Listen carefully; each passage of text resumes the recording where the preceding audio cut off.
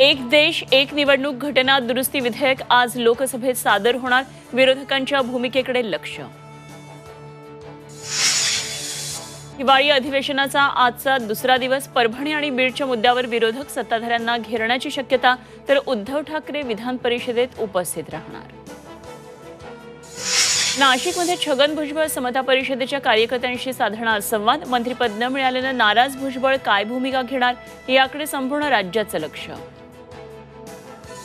मनोज जरांगेंची आज सकाळी 11 वाजता पत्रकार परिषद, मराठा आरक्षणासाठी पुन्हा उपोषणाची तारीख जाहीर करण्याची शक्यता।